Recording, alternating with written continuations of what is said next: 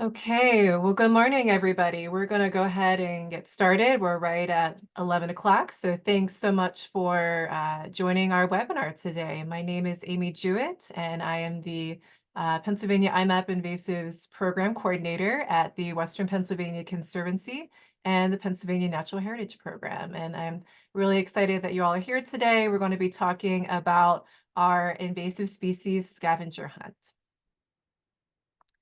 So some of you may already be familiar with our events. This is actually the fifth year that we have hosted this event, and so we're excited to be hosting it again. I should back up really quick and just say this webinar is being recorded, and so everyone who registered for today's webinar will receive a link to that recording.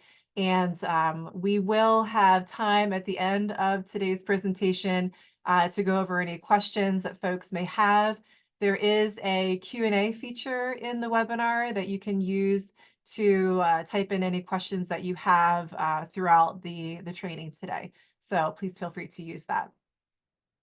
Okay, so this year's scavenger hunt is going to be happening the start of next month. So from August 1st to the 31st is the time frame for when this event will occur.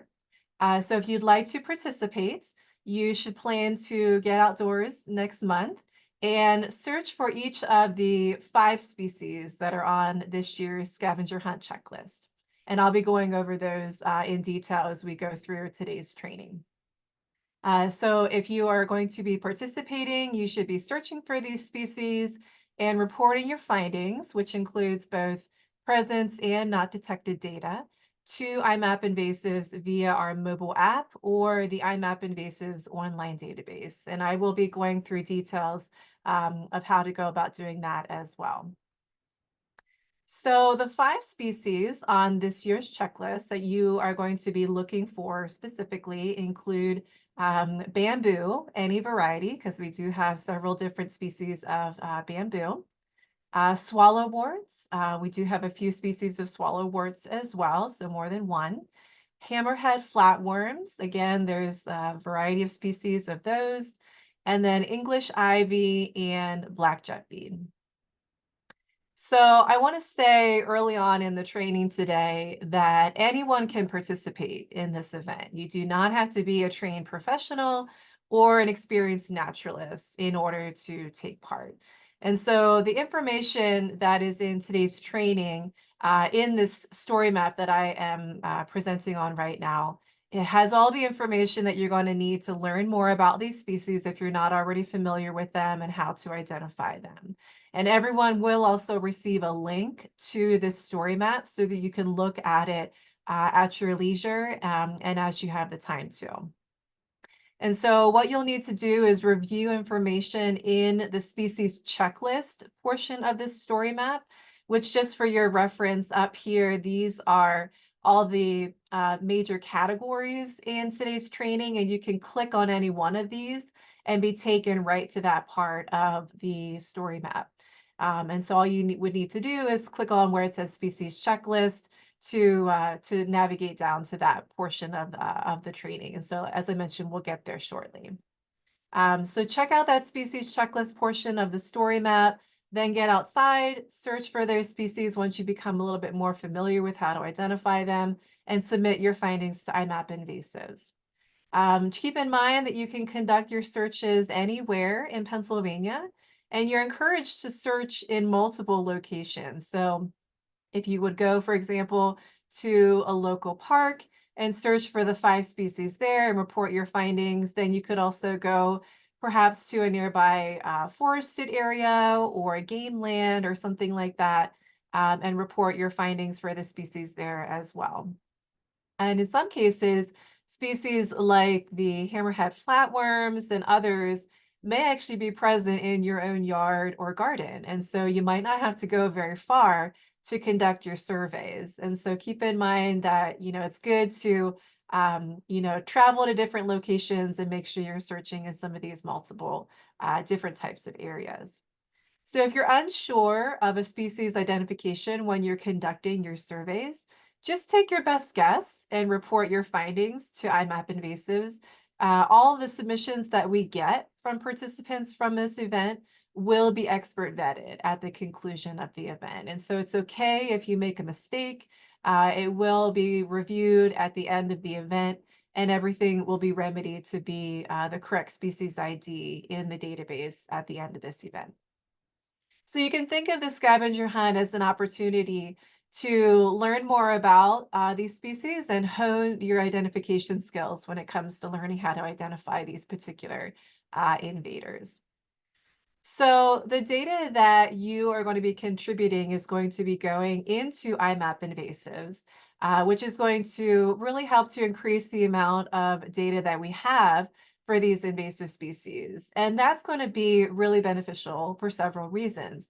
One of which, the IMAP invasives program and the database helps to paint a better picture of where we understand invasive species to be and their populations, both locally and statewide. So the more data we have in IMAP invasives, the better we are able to better understand how prolific they might be, or perhaps how rare they are in certain parts of the state. Data in IMAP also helps to aid land managers in prioritizing their management efforts. So they have a better understanding of the species that are present in the areas where they're managing, their population density, that sort of thing. So that's, again, another really beneficial thing that can come from adding more data to the platform.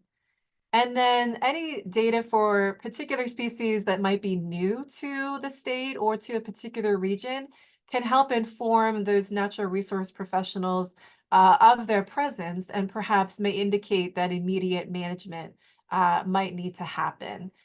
So, in order to hopefully prevent the further spread of some of these species, it's important to make sure that we first know that a species is in an area to then know to take management action.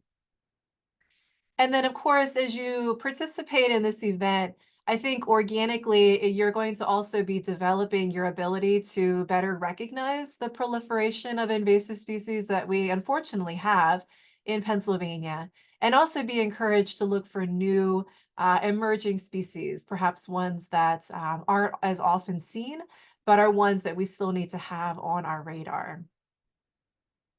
So as you're out doing your surveys, again, you're going to be reporting your findings to directly to IMAP invasives, and you're going to be doing that in the form of presence and not detected records. Submissions that for your data can be made to IMAP invasives using our mobile app or our online database. And if you are using the mobile app, you'll want to make sure to download it from your device's app store by searching for the keywords IMAP invasives mobile. And just again, to make sure everyone's on the same page, what I'm referring to for presence information is if you search for and found one of the species from our event checklist. A not detected record is going to be if you searched for and did not find a species, a particular species from our event checklist. So of course, that presence information is really going to help to build the database and the information that we can provide. But there's also a benefit to reporting that not detected information as well. And that is, well, actually two reasons. One, it helps myself and others have a better understanding of where our scavenger hunt participants are surveying across the state. Because if you're adding data for either presence or absence or not detected, we can get a good picture of where those surveys are occurring because you're reporting data either way. But it's also helpful to know, especially for some species that are not super prevalent in Pennsylvania yet, it's important to know that a species was searched for and not found in an area because that indicates that at least one set of eyes was in an area and said, no, this species isn't present there. And then maybe, sometime down the road, some other surveys occur and we do find that species to be present there. And so that may indicate that that species is recently arrived based on seeing that not detected information was there previously. So when you report data to IMAP invasives, keep in mind that you have several options of how you can report that information. You can use a smartphone, a tablet, or a laptop or desktop computer. If you're going to be using a smartphone or a tablet, you are encouraged to report your findings using the IMAP Invasives mobile app. That's going to be the easiest way as you're out in the field to report that data because the IMAP mobile app can be used with or without an internet connection. And so sometimes you might be in an area where you don't have that connectivity, but the app can still be utilized. And so that makes it a really easy pick. If you are using a tablet and using the app on your tablet, you do need to make sure that your device has GPS capability. There are some tablets that do not have that GPS capability, and so the app doesn't work on those devices. So you do need to make sure that if you're using the mobile app on your tablet, you have that GPS capability. If you're going to be using a laptop or desktop to report your findings to IMAP Invasives, you should be using the online database. And you will need an internet connection in order to use that online database to submit your information. So at the conclusion of this event, near the end of September, actually, there's going to be 3 individuals that will be randomly selected as the winners of this year's Invasive Species Scavenger Hunt. And each of those 3 folks will receive a prize package of outdoor gear and an invasive species field guide.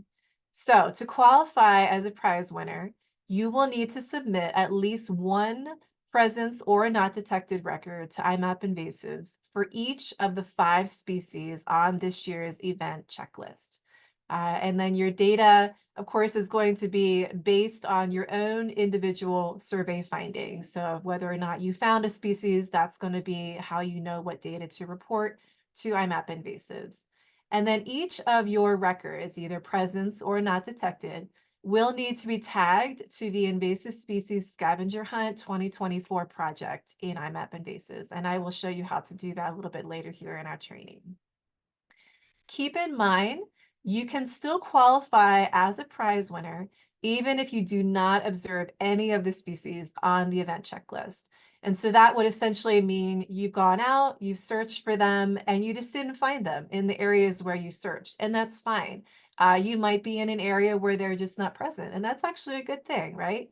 So, if you're only submitting that not detected data, it still shows us that you participated, that you had an interest in this event, that you did the work, you've gone out and you've done your surveys and submitted the data. And so really this event is about participation, making sure that we get folks that are learning more about these species and actually going out and conducting surveys. And so that's how we are going to award our 3 prize winners, which will be selected randomly, is if you actually have done the work and submitted the data and tagged that data to that specific project. So now I want to take some time and just go through somewhat briefly the species on our checklist this year. And so again, those species include bamboo, swallow-worts, hammerhead flatworms, English ivy, and black jetbead. I do want to mention as you're in the story map, again, everyone's going to get a link to this story map that you can look at on your own. You can click on any one of these headings and it will take you directly to that part of the story map. So you can navigate somewhat quickly that way. So first we'll start with bamboo. And so there's some images of the bamboo here at the top.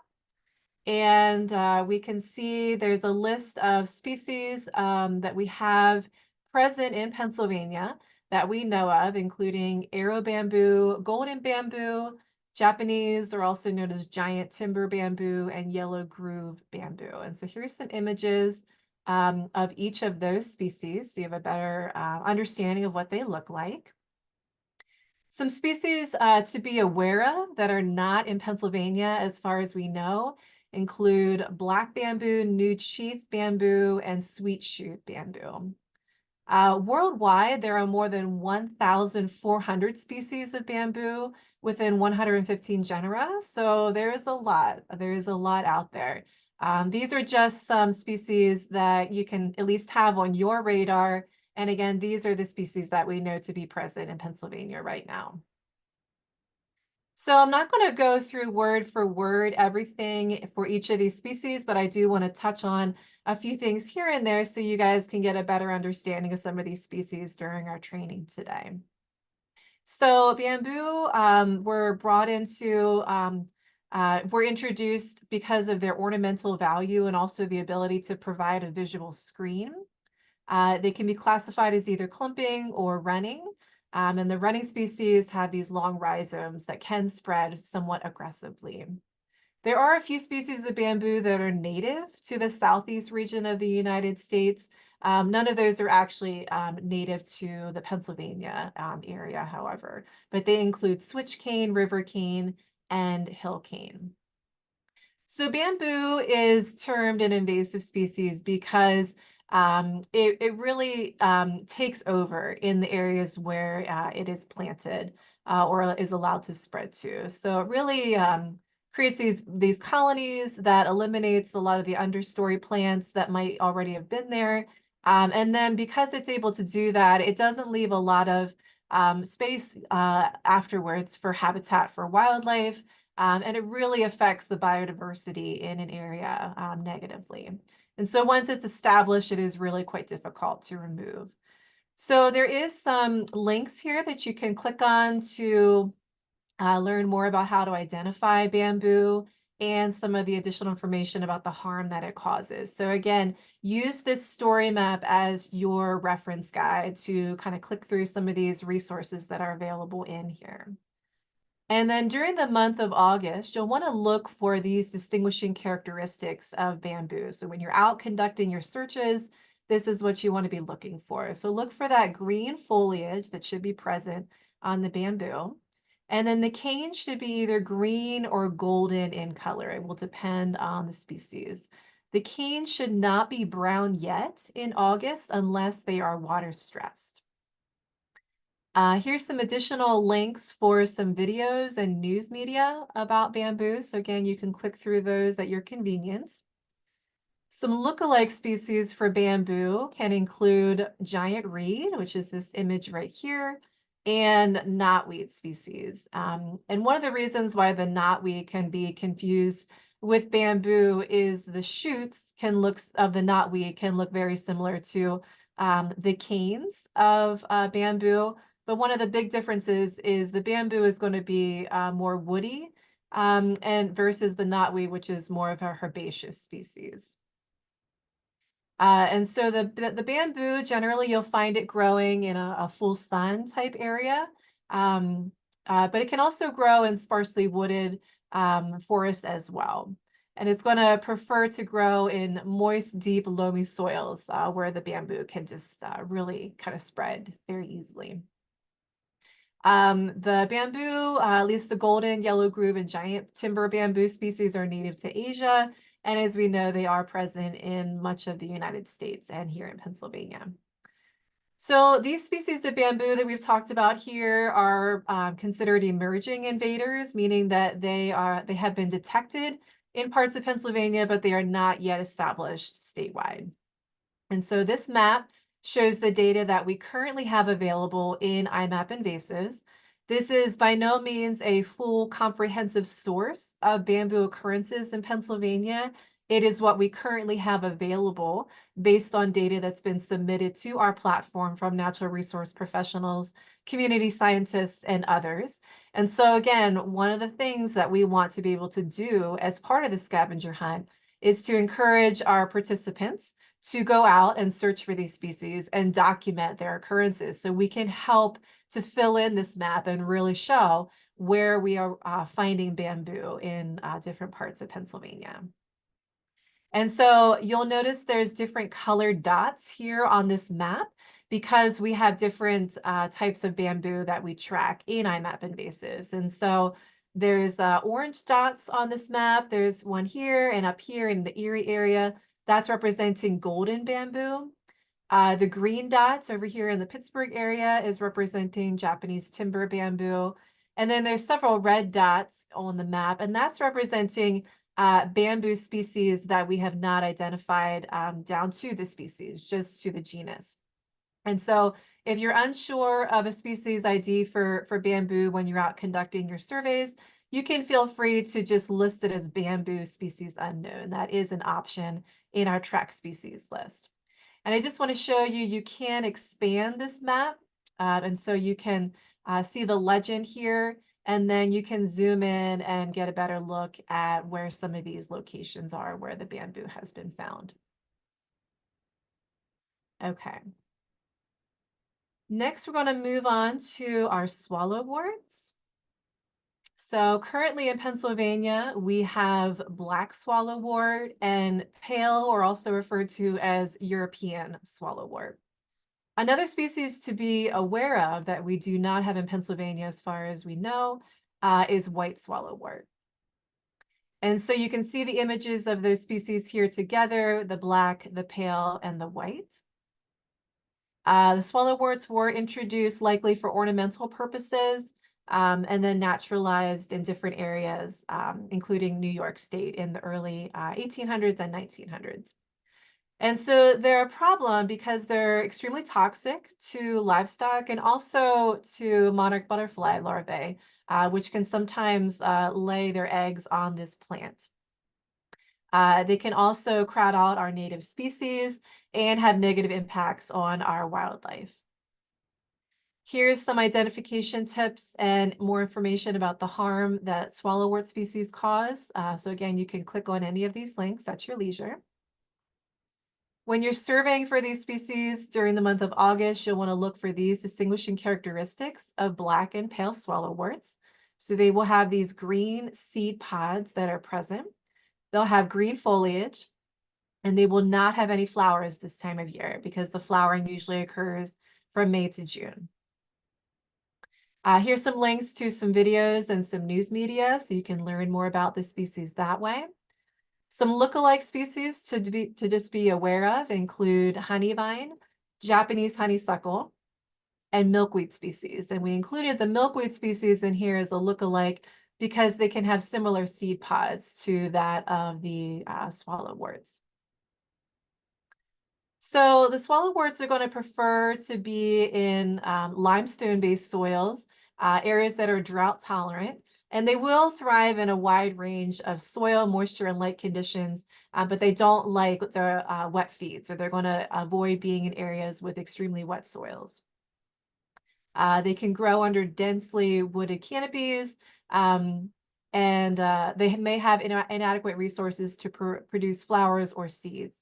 It will die back to the ground every winter, and its root fragments can support dormant buds that readily sprout if not destroyed. So it originally is from Europe and Eurasia, but is now established in much of the Northeast and parts of the Midwest.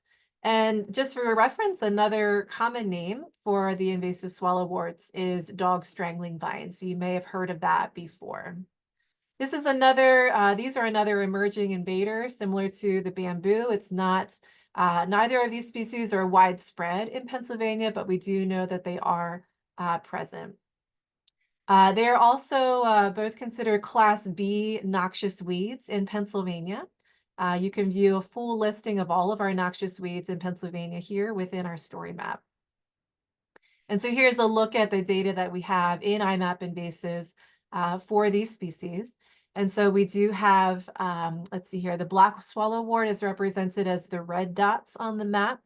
The pale or European swallow-wort is represented as orange dots. And then we also have swallow-wort species unknown. So it's either one or the other, represented as green dots. So again, keep in mind, if you're not sure of the identification when reporting your findings to IMAP, you can report it as swallow-wort species unknown. That is an option in our track species list. Okay, the next species is our hammerhead flatworms. So these are species that in general, most people do not really know a lot about. They haven't heard of them before. But it was interesting as I was doing research for this presentation and the event, they are really becoming a hot topic, especially in the news media in certain parts of the country. A lot of people are talking about them, not because they like them, but something that a lot of people are starting to talk more about. So you may hear more about hammerhead flatworms as you talk with other people and hear, different news stories. So there are at least two species of hammerhead flatworms that we know to be present in Pennsylvania. They include the three-lined land planarian and the wandering broadhead planarian. These are both bipallium species. And then some species to be aware of that are not yet in Pennsylvania as far as we know are shovel-headed garden worm, mollusk-eating hammerhead worm, and then another one that does not have a common name. So here's a graphic from Penn State Extension that gives a general overview of these 5 different species and how to, in general, tell them apart. And so we'll kind of give some information down here at the bottom, and you can match that up with what you're seeing here in the photos. So the broadhead planarians or the hammerhead flatworms are presumed to use potted plants to get around. And so if you're buying something from a local nursery or something like that, you do want to make sure that hopefully you're not bringing any of these flatworms to your property. They do require a moist environment, and they will generally like to be in areas that are dark, where there's not a lot of light. They are normally active at nighttime and also during rainy periods or in areas where there is water present. So hammerhead flatworms are problematic and considered an invasive species because they're a known predator of earthworms, which, as we know, are necessary for the good health of our forest crops, gardens, and compost piles.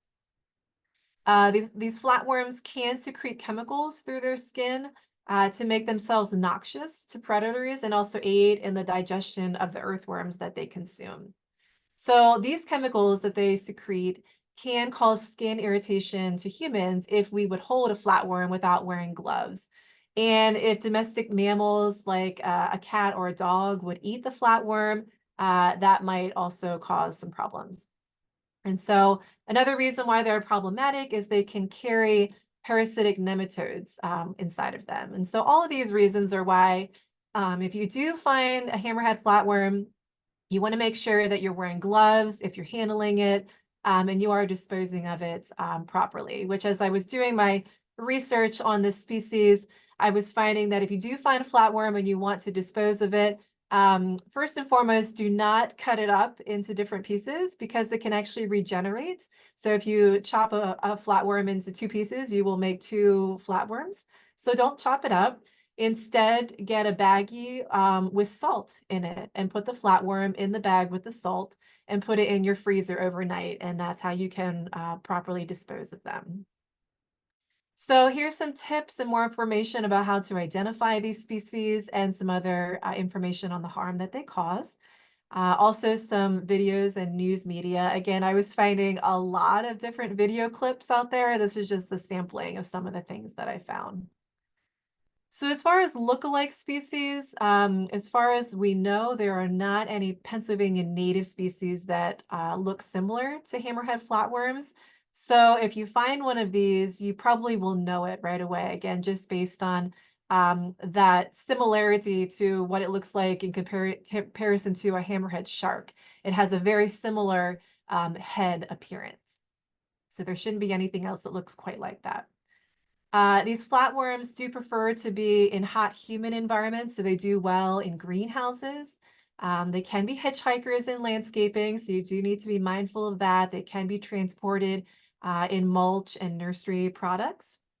They will generally spend their time out of the sun, so you could potentially find them under leaf litter, rocks, logs, and shrubs, and also can be found under dripping garden faucets.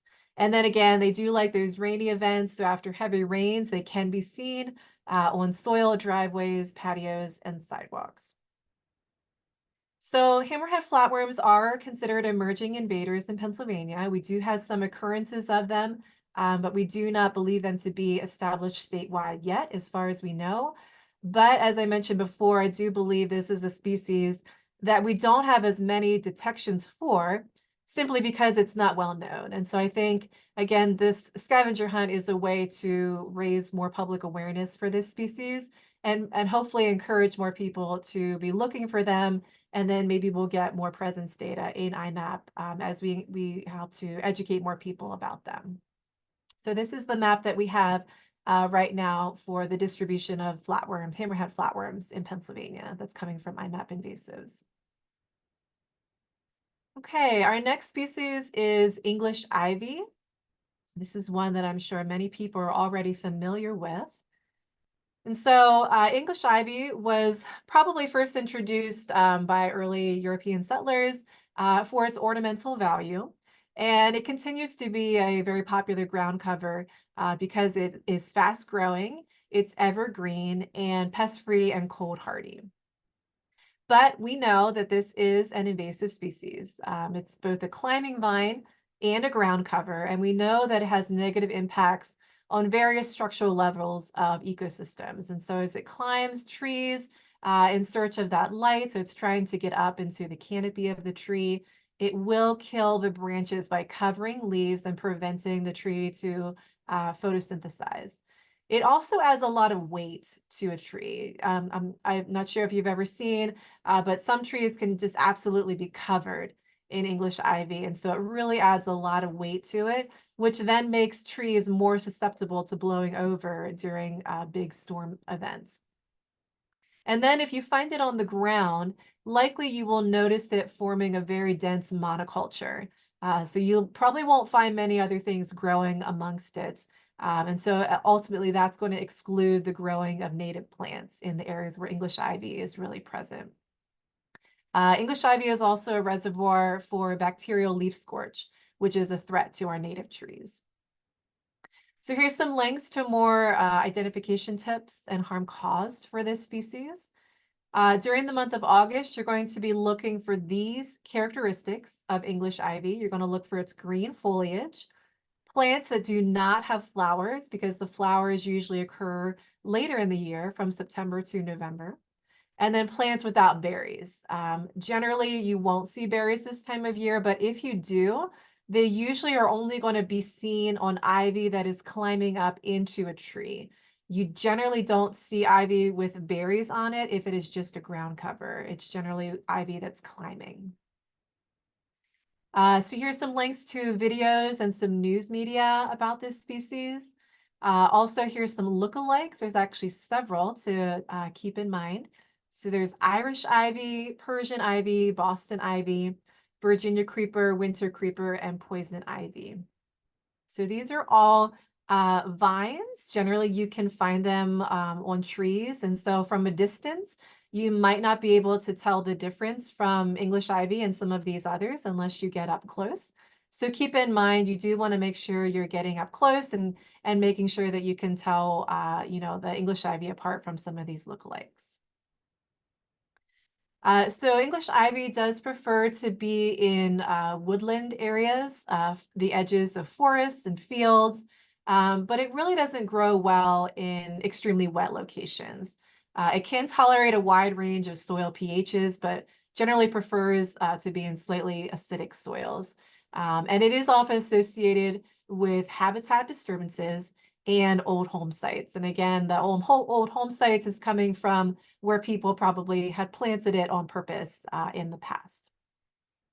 So English ivy is getting around multiple ways, one of which are the birds. The birds like to eat the berries and then they disperse the seeds to new areas that they may fly to. English ivy can also spread through vegetative growth and can form new plants by having broken pieces of the stem that can root into the soil. English ivy, we currently consider it to be an emerging invader, but it's very close to becoming a common species in Pennsylvania. Again, this is based on the data that we currently have for this species in IMAP invasive. So you can see the map here. It is fairly widespread in the state. So it's basically on the cusp of becoming a common invader. We just need some more documented occurrences in order to say that. So emerging for now, probably more so a common species. And then our last species we're going to talk about today is black jetbead, also known just as jetbead. So black jetbead is native to central China, Korea, and Japan, and it was introduced into the United States as an ornamental species back in the 1800s. This is a problem species because it's able to invade forested areas. It creates a thick shrub layer, which can displace native shrubs, which of course we don't want that to happen. It can shade out understory species and restrict new trees and the seedlings from establishing in wooded areas. It is currently found in at least 17 states east of the Mississippi, and it can be invasive. It can become invasive in natural habitats where it escapes intentional plantings. So it's not necessarily a problem in someone's yard or garden, but it becomes a problem when it escapes into our natural areas, and that's where we really don't want it to be. Here's more information about the identification tips and harm caused. Again, you can click on any of these links and be taken right to those resources. During the month of August, you're going to be looking for these distinguishing characteristics of black jetbead, including its green foliage, these black fruits, and then plants without flowers. So you will not see the flowers this time of year because they generally occur May to June. Videos and news media you can learn more about here, again, clicking on these links. Some lookalike species to be aware of include southern arrowwood, other species of viburnums, and young American elm trees. These are all going to have very similar leaves to black jetbead, especially the young elms. You wouldn't think necessarily because that's a tree compared to a shrub. But for a young elm tree that's still small in stature, you may see the leaves and not necessarily be able to tell the difference right away. So again, just something to be aware of.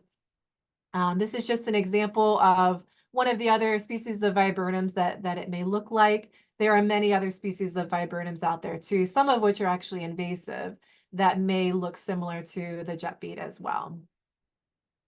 So jetbead prefers to grow in full sun or full shade, but prefers the full sun with moist, well-drained soils. It is adaptable to poor soils, various soil pHs, soil compaction, shady spots, drought, and it does tolerate salt and urban pollution. Black jetbead will spread primarily by seed and root suckers. Its fruits are shiny, black, and hard, and they ripen in October. And then these fruits can persist on the plant through winter. So you will see them not just now, but also later in the year as well. Black jetbead is another emerging invader. So we do have occurrences of this species in Pennsylvania, but it is not yet statewide.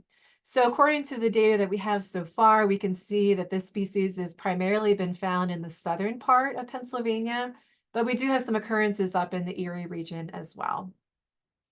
So again, hoping to get more data to fill out this map and get a better understanding of where this species is at in our state. Okay, so that is the overview of the 5 species on this year's checklist. So those are going to be the species that you are searching for when you begin surveying during the month of August. Now I want to pivot and talk a little bit about IMAP invasives and how you can report your survey findings to our program. So to report data to IMAP invasives, you will need to have an account and it's free to obtain. If you already have an account, you can skip over this step, but if you are new to IMAP invasives, you will need to request a free login account. And you can do so at our website, which is paimapinvasives.org. And you'll see near the top of our website, there is both a register and login button area. If you click on either one of those, you'll be taken to this page where if you already have a login account, you can enter your email address and your password up here at the top and log into the database that way. Or if you don't already have an account and need to get one, you can fill in this sign up form. Afterwards, after completing that sign up form, you will get an email to confirm the creation of your new account. I mentioned this earlier on. This is a very important part of taking part in this event is joining the project. So once you have an account, you'll want to log into the IMAP Invasives online database and request to join the Invasive Species Scavenger Hunt 2024 project. An administrator, likely myself, will approve your request, and then you'll receive an email afterwards notifying you that you are now a member of this project. I'm going to go through and show you some screenshots of how to join the project in just a moment, but I do want to make sure I go over some of these things here too quickly. Again, just want to remind folks, all of your survey data does need to be tagged to the Invasive Species Scavenger Hunt project to qualify as part of this event. So if you're going to be using the mobile app to log your data in IMAP Invasives, you will first need to ensure that you are a member of the project in the online database. That's super important. Then, when you are a member of the project, you can then add the project to your mobile app. Okay, that can't happen the other way around. It has to first be added to your profile in the online database, and then it can be transferred over to your app. There's a video tutorial that I will show here in just a moment, or I'll show you where it is here in the story map that explains that a little bit better in case that's confusing. Also, if you are an existing IMAP Invasives user, you may already have been added to the Invasive Species Scavenger Hunt 2024 project. So in order to find out if you've been added already, you can just check the project section of your account profile in the online database. And so I'll show some screenshots of that as well. So to join the project, you'll first need to log into the IMAP Invasives online database. And in the upper left menu, if you click on that, you'll select projects. And from there, you'll be taken to our projects page.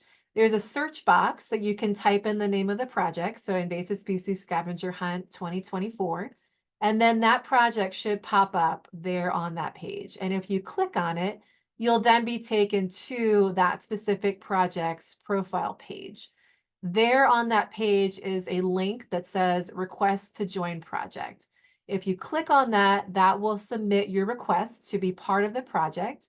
I will get a notification about that, and I will approve your request to be a member of this project, and we'll follow up with you via email to make sure that you know that your request has been approved. Once you are a member of the project, you can begin your surveys and start tagging your data to this project. In order to check if you've already been added as a member of the project, again, if you log into the IMAP online database, check out that or click on that upper left corner menu and click on your account from that menu. And then from there, this is just an example of what my account looks like.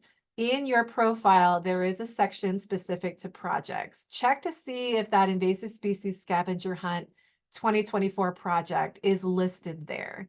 If it is, then that means you are a member of the project already. You don't need to go through that request process that I just showed.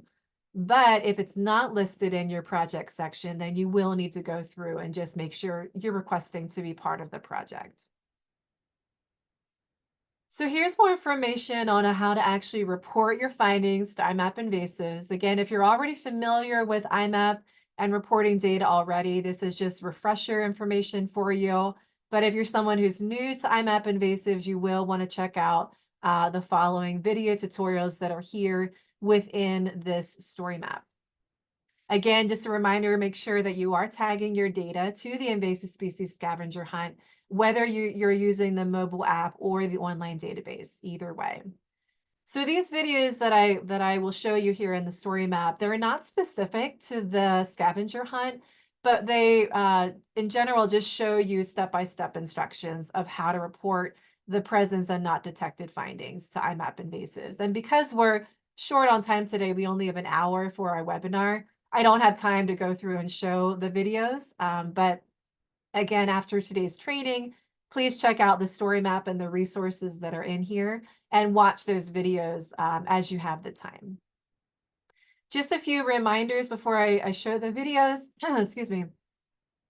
When you are reporting presence information, you do need to include at least one observation photo for each of your invasive species findings that you submit to IMAP Invasives. And this is going to allow expert reviewers to hopefully confirm your data in IMAP Invasives. Without an observation photo, we can't see what you were seeing, essentially. And so we can't confirm data that we can't actually see photos for. So please make sure you are including at least one photo in each of your presence records. When you're reporting not detected data, you can choose to include a photo of the area where you surveyed, within your not detected report, but you don't have to if you don't want to, but that is an option. If you're going to be using the mobile app, just keep in mind that currently it only allows you to include one observation photo per presence record, again, when creating a record using the mobile app. If you'd like to add additional photos to records that you create using the mobile app, take those photos and then submit your data, and then go back into the online database and edit your records in the online database to essentially add those additional photos if you would like to do that. It's not necessary, but that is how you would do it if you wanted to add additional photos to records that you create using the mobile app. And then for folks that are entering data using the online database, just know that you can add up to 5 images to a presence or not detected report when adding data through the platform itself. So here's the videos that I was mentioning. This first one talks about how to report data through the IMAP Invasives mobile app. And then the following 2 videos show you how to enter data, both presence and not detected, in the IMAP Invasives online database. I want to mention before we're getting close to wrapping up here, but I just wanted to mention photography matters. I mentioned about needing to include at least one photo for each presence record that you submit. And it's really important to make sure that you're submitting good photographs. Again, in thinking of the expert reviewers that are going to be looking at your images in your records afterwards, it's really vital to make sure that those images allow a reviewer to know for sure what species it was that you were looking at. And so just keep in mind the following tips when photographing your invasive species findings. Number one, get up close. Make sure that you're standing near the species that you are observing and take an up close image of it. Please avoid taking photos from a distance because that's not going to allow us to see the distinguishing characteristics of that species. Make sure your images are clear and crisp. Your photos should not be blurry. So sometimes photos can be blurry when there's movement. And so make sure you're standing still so that photo can be clear and crisp. Make sure your camera is focused on the target species that you're observing and not something else in the background. Depending on how vegetated an area may be, your camera might get confused of what it's supposed to take a picture of, and it might focus on something in the background rather than what is in the foreground that you're observing. So just make sure the focus of your camera is accurate. And when possible, include an item in your image that helps to show scale or the size of that species. So you could put in your hand or a coin or a ruler. These are all things that help to show the size of the species you were looking at. And again, that can be helpful to our expert reviewers when they're looking at your images later on. Ultimately, you do want to make sure that your images are capturing a species distinguishing characteristics. That is probably by far one of the most important things that you need to keep in mind as you are taking your images. And so again, all the information that we covered, or at least I briefly covered in today's training in that species checklist portion of this story map, that's going to give you the information as far as what each species distinguishing characteristics are. And that will help our reviewers to tell apart your observed species from any potential lookalikes. So once you submit your data to IMAP Invasives, you are able to go back in and view that data. You can view the data for all the participants of this year's Invasive Species Scavenger Hunt, or you can just look at your data apart from everyone else's. And so the way you do that is by logging into the online database and using the filter records tool, which is up here near the top of the map screen. So if you click on that tool, the filter records tool, this window will appear. This is essentially allowing you to build a query to search the database for data that you are specifically interested in looking at. And so when you open the filter records tool, it will default to the general tab, which is where you want to be.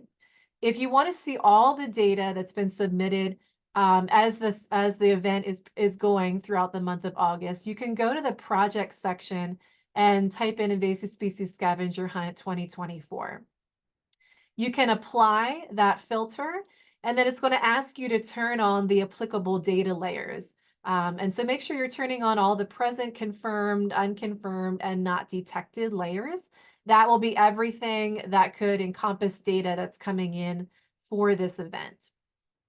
Now, I don't have any data to show you for what that will look like because this event hasn't started yet. But essentially, if there is presence information that comes up, it will look like orange hexagons. What you can do then is zoom in closer on the map, and those hexagons will change into smaller points, lines, and polygons once you get to more of a finer zoom scale. Unconfirmed data as well as not detected data will just be points, lines, or polygons on the map. You won't necessarily see that represented as the hexagons.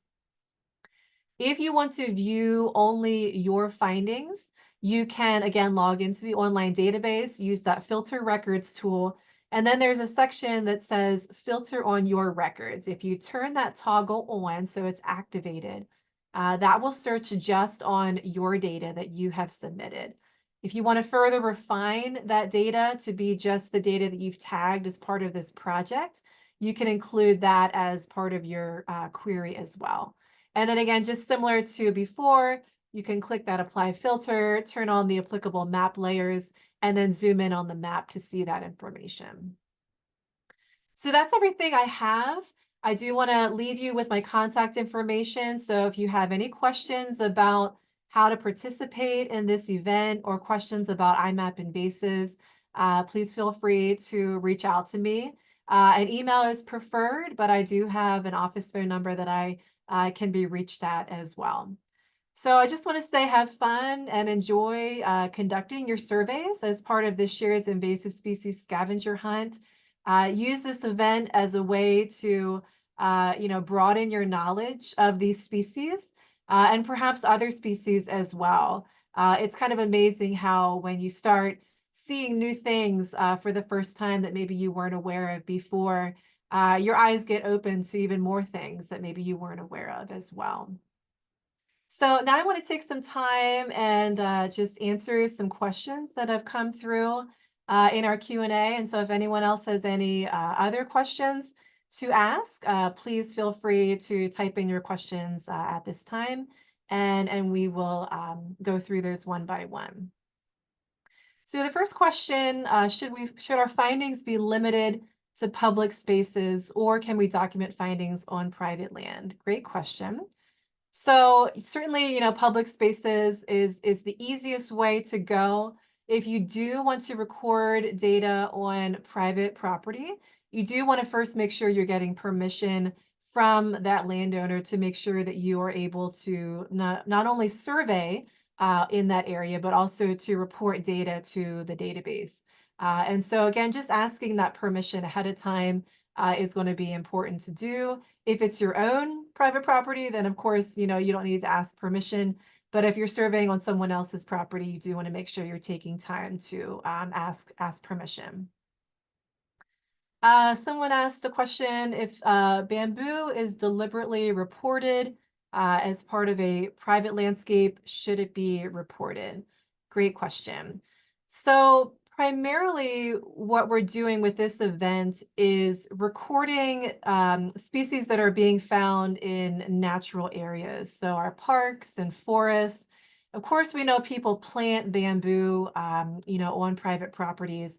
And that is not necessarily the focus of this event. It's not that you can't report the data. By all means, please do. But really, we're primarily focused on knowing where these species are having a negative impact to our natural environment. So not saying you can't, but I would say focus your surveys on those natural places. All right, let me just read some of the other questions that we have. Yeah, so someone was asking again about looking in natural areas and then maybe finding a species in your own yard. So yeah, so a species like the hammerhead flatworms, for example, you definitely could find that in your yard. And that is a species that, I think it makes sense as part of this event to be searching for in natural areas as well as your own yard or garden. But the other species, the plant species, I would say again, just focus your efforts more on some of our naturalized areas for the most part. Someone asked, is iNaturalist an effective means of accurately identifying these species? Great question. So some of you may be familiar with the Seek app that iNaturalist has, and that is a really nice tool because it helps you to identify a species as you are observing it. It's an app that kind of goes down through the kingdom, phylum, class, order, so the whole way down to genus and species. It is not always 100% accurate, so I wouldn't say trust the Seek app with 100% reliability, but it is a tool in your tool belt that if you're unsure of a species ID, you can use the Seek app as a way to help you identify a species. So certainly use that as you would like to. Okay, so another question about kind of looking for some of these things in more of a homeowner's landscaping. Someone had asked about English ivy. Um, Again, I would say maybe just focus your efforts more on some of our natural areas. If you are finding English ivy in a homeowner's landscaping, again, making sure that you are asking permission to do those surveys and then to report that data to IMAP invasives. It's fine to report what you're finding in like residential areas, but again, having that focus on our natural areas is really where we want to be focusing our efforts at. So someone had asked, I use iNaturalist frequently. Is there a way to post iNaturalist observations to IMAP invasives? So right now there is a data layer that can be turned on in IMAP invasives where the most recent 5 years worth of data from iNaturalist can be viewed. But as far as this event is concerned, again, please make sure that you are adding your data directly to IMAP invasives. You can add your data to iNaturalist too. There's no reason that you can't do that. But again, making sure that you are at least adding your data specifically to IMAP invasives. That's really important part of this this event. Again, kind of getting some similar questions that we've already answered. Do we record specimens that have been obviously planted or just specimens in the wild areas? Again, you can do both, but focus your efforts mostly on more of our wild areas. All right, let's see what else we have here. Okay. So someone had asked if the scavenger hunt 2024 project shows up in the project list on the phone app, are you already on the project? Yes. So if it shows up in your app, then that should mean that it's that it's already, it's taken care of. You're a member of the project both in the database and on the phone, on your app, I should say. Double check that video that I had referred to, and I can show you what I'm talking about here quickly. This video right here talks about how to make sure that you are a member of the project in your mobile app. So just double check that video, make sure that everything aligns with what you're seeing on your app, and then you should be good to go. Let's see. Okay, I already answered that question. Okay, so a question, where is the link to begin? So I will be sharing out a link to this story map. That is the link to begin to research the species that are listed here in our species checklist. And then once you're ready to start surveying, again, make sure that you are requesting an IMAP invasives account if you don't already have one, joining the project if you haven't done that already, and then going out and conducting your surveys and reporting your findings. Okay, so great question here. Can we share this info with others who might want to do this but have not watched the webinar today? Absolutely. I will be sending an email out hopefully later today, or if not today, sometime tomorrow, that has a link to this recording and a link to the story map. And please feel free to share that with others as well. They don't necessarily need to be registered for today's webinar in order to participate in the event, because it will be happening throughout the whole month of August. So as long as people have the tools that they know how to participate, they can go out and participate even if they weren't on today's training. Someone had asked, is there help treating some of these species if they are a problem? So that is not information that we are providing specifically as part of this event, but I would encourage you, if you have questions on how to treat invasive species that you are finding, perhaps some of the ones that we've talked about here, please reach out to your county Penn State Extension office or your county conservation district. They have additional details and information as far as management. Some of the other resources that are linked in our species checklist area also provide management tips as well. So check out some of those resources and see if that helps to answer some of your questions. Okay, so we had another question. If you have seen a species in a specific place before, but not during the month of August, can it be entered as not present? For example, we believe we've managed all of our black jetbead and we've seen hammerhead flatworms, but not recently. Yeah, so I would say whatever you are finding here and now, please report that as is. So if you find black jetbead or hammerhead flatworms now in the month of August, report that as presence data. And if you're searching and you're not finding it, report that as the not detected. Let's see. Got a question. Is there a way to report whether there is a large distribution of a particular species, or is that important? Yeah, so that can be important. In the online database, you have the opportunity to report presence data as either a point, line, or a polygon. And if you are finding a large area to be infested with a particular species, I would encourage you to report that in the online database and choose Polygon when you are entering that presence information. That will allow you to indicate the general size of the area where you are seeing that species be present, essentially in the landscape. Currently, our mobile app only allows you to record point data, which is why the Polygon information can only be done in the online database of the two reporting methods. And we got another question. Is it okay to remove the species after reporting them? For example, if I find a hammerhead worm in my backyard. Wonderful question. Yes, report it as presence and then get a baggie full of salt and put it in it. And put that in your freezer overnight. If you are finding some of these species, especially ones that are mobile, we do want to make sure we are getting rid of them because we know them to be very problematic. So, and you can note that in your presence record too. You can say, I observed this worm and then I properly disposed of it afterwards. So that would be fine. Cindy asked, where are the videos? So again, there are these videos embedded directly here in the story map. All of the videos are also available on the Pennsylvania IMAP Invasives YouTube channel. And so you can access them there as well. So that was all the questions that we got, and we're only a few minutes over our time. So I just want to say thank you to everybody for being here today, for your interest in this event, and I hope everyone, can get out and conduct your surveys starting next month in August, and hope you have fun doing it. And this is a learning experience for you.